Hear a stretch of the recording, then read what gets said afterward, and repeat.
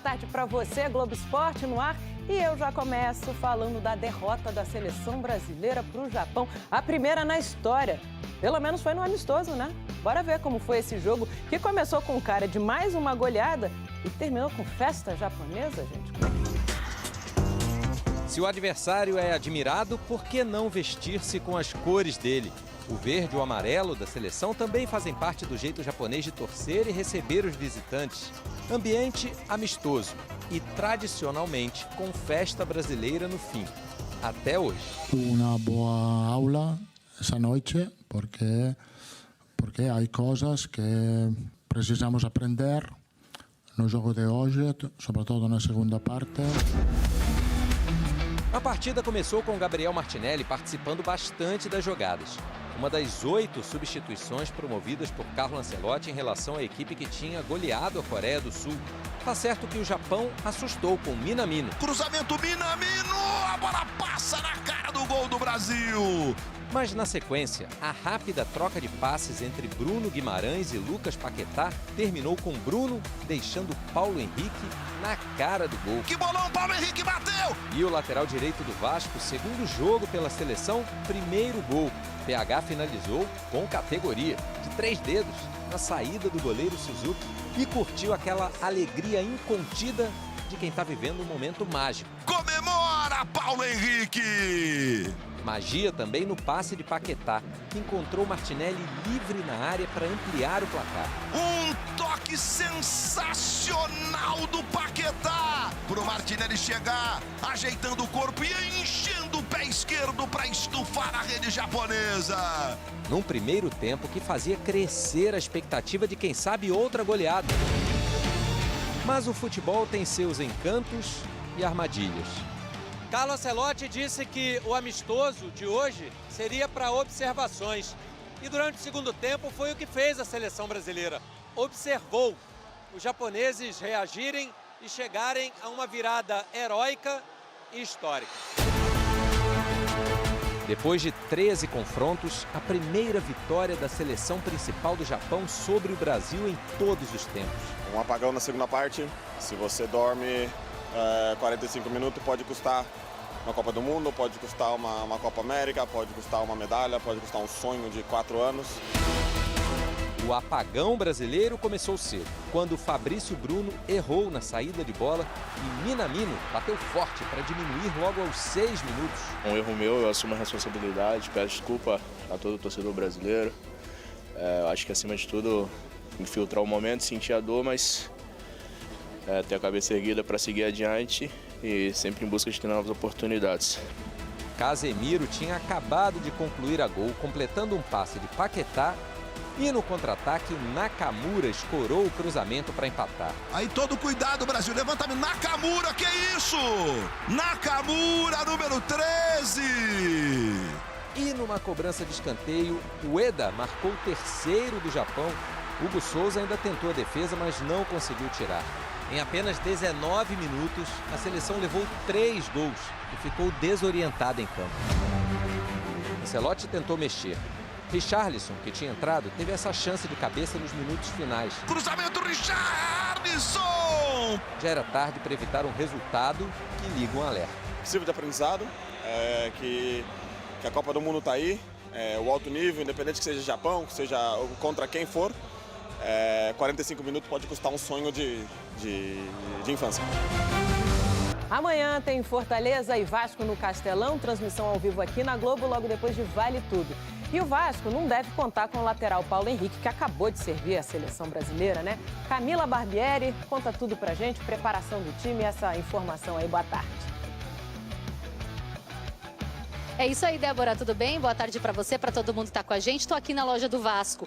Que as camisas que são mais vendidas, ó, do Verrete, do Coutinho, do Ryan, mas hoje o pessoal preparou essa aqui do Paulo Henrique, afinal de contas, ele fez a estreia no time titular da seleção brasileira e também marcou o gol, né? Infelizmente a seleção perdeu. Mas atualizando então a informação sobre o Paulo Henrique, a questão é a seguinte: inicialmente o plano do Vasco era sim contar com ele nesse jogo contra o Fortaleza de amanhã. Porém, como ele jogou os 90 minutos minutos com a seleção e tem mais o desgaste da viagem, já pensando em evitar possíveis lesões, né? Preservando o jogador, o Vasco então mudou a logística dele. Ao invés dele ir para Fortaleza, ele volta para o Rio de Janeiro. Agora, o Puma Rodrigues, esse sim, vai se apresentar amanhã. A tendência é que se apresente depois do almoço, porque ele estava a serviço da seleção uruguaia que venceu o Uzbequistão por 2-1. Ele estava na Malásia. Então a preparação envolve esse retorno dele para que o Diniz consiga contar com o jogador para esse jogo importante, Débora.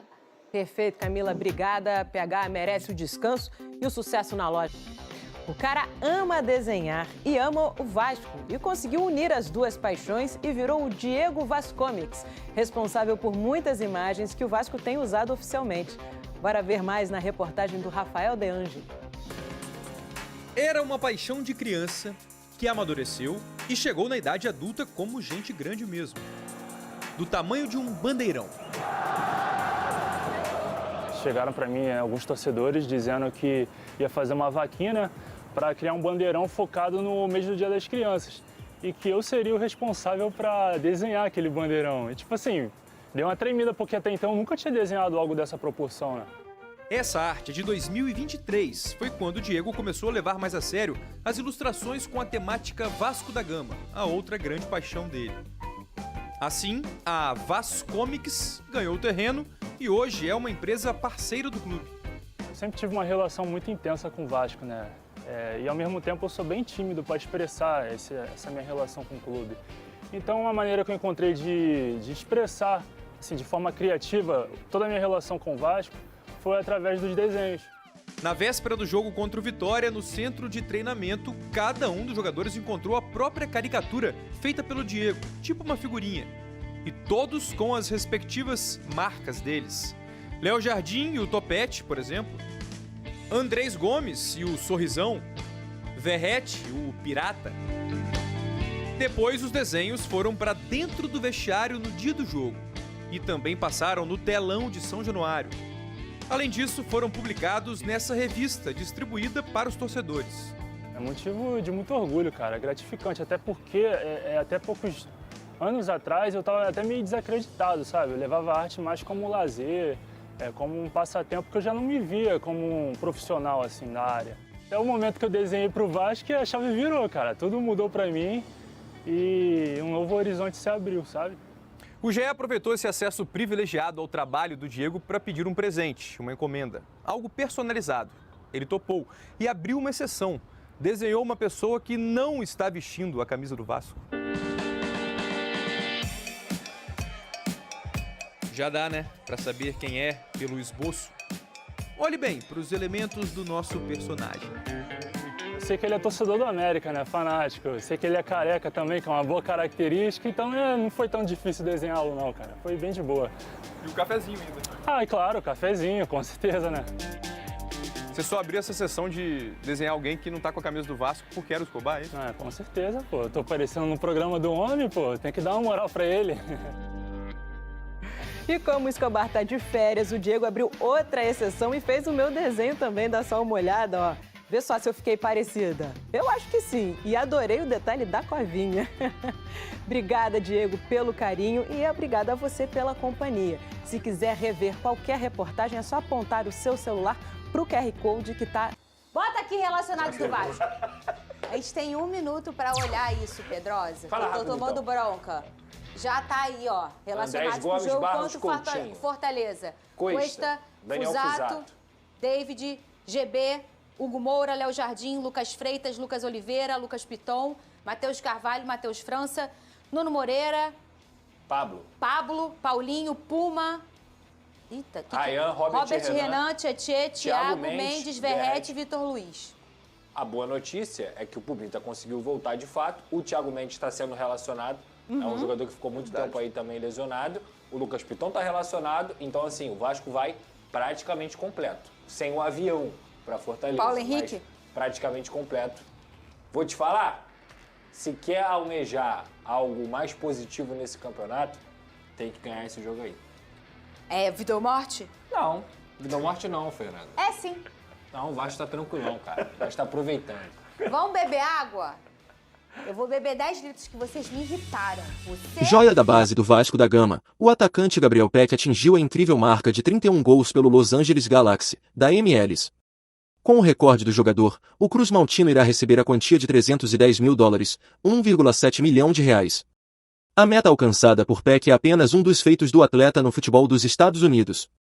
Aos 26 anos, o cria da colina é um dos destaques da equipe. Em 2024, foi eleito a contratação do ano na MLS, ficando à frente de Luís Soares. No início de setembro, Gabriel Peck recebeu uma proposta de cerca de $16 milhões do Lyon, o equivalente a 87,3 milhões de reais na cotação atual. Contudo, o La Galaxy não aceitou liberá-lo. Em janeiro de 2024, o time de Los Angeles acertou a compra de 70% dos direitos econômicos de Peck por $10 milhões, 48,9 milhões de reais na cotação da época. Os outros 30% ainda pertencem ao Vasco, seu clube formador. Pelo Vasco, Gabriel Peck estreou no profissional em 2019. No total, foram 178 partidas, 26 gols marcados e 14 assistências. Bom torcedor Cruz Maltino, agora eu quero saber de você. O atacante Gabriel Peck faz falta no ataque do Gigante da Colina? Coloque sua opinião nos comentários, não sei se você sabe. Mas sua opinião é muito importante para o Vasco. A qualquer instante eu volto com mais uma notícia do Gigante da Colina.